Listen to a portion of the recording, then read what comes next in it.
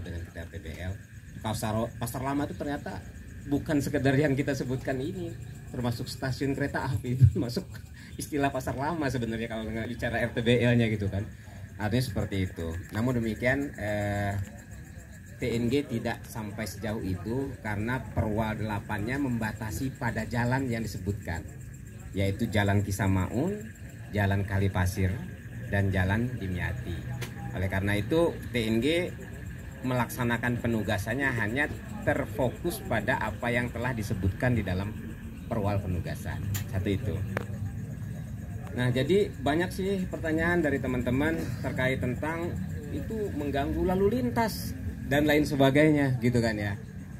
Jadi kalau kita coba kaji, kebetulan ada tim juga legal di kita mengkaji terkait tentang itu, sebenarnya salah nggak sih PT TNG dalam mengelola ataupun menata itu. Nah, jadi kalau kita melihat dari Undang-Undang Nomor 2 Tahun 2002 tentang jalan ini, di pasal 21 ayat 2-nya itu, yang mana dalam menyusun perencanaan jaringan jalan kota harus memperhatikan salah satunya adalah RT RW.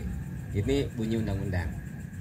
Lalu di dalam PP-nya tentang jalan itu, sistem jaringan jalan sekunder disusun berdasarkan RT RW. Nah, pemerintah kota sudah ada RT RW kan ya.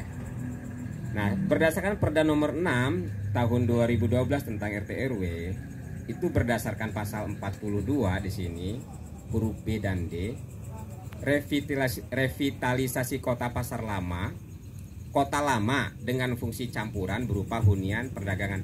Jadi pasar lama itu direvitalisasi itu fungsinya adalah fungsi campuran, di mana di sana itu berupa hunian, perdagangan, fasilitas publik dan wisata budaya yang berada di Kecamatan Tangerang.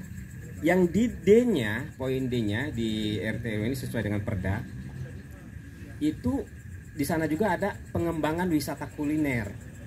Jadi ada wisata budaya, ada wisata kuliner dalam konteks RT/RW.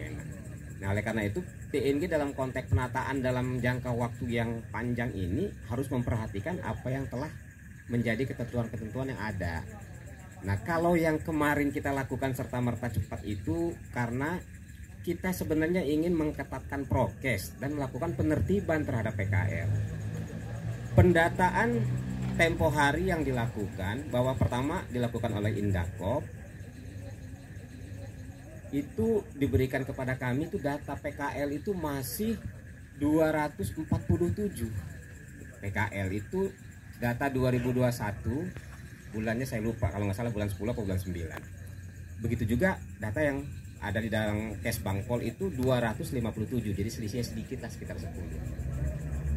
TNG sendiri pernah melakukan semacam survei itu bahkan di bawah 150 PKL yang ada di sana itu bulan 9 masih ada kita.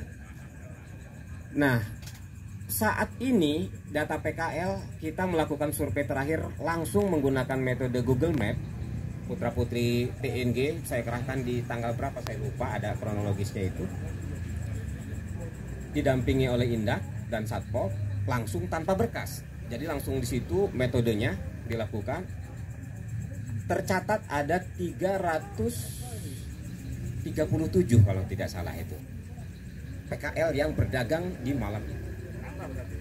Banyak gitu kan. Nah, karena banyaknya PKL ini, lalu bagaimana kita bisa menata supaya mereka ini juga bisa, nah, artinya kita akan bagaimanapun juga karena PT TNG ini diberikan penugasan untuk menata, menertibkan supaya terjadi satu ketertiban umum, estetikanya juga terjaga dan lain sebagainya. Nah, kita berusaha semaksimal mungkin untuk bisa merangkul semuanya.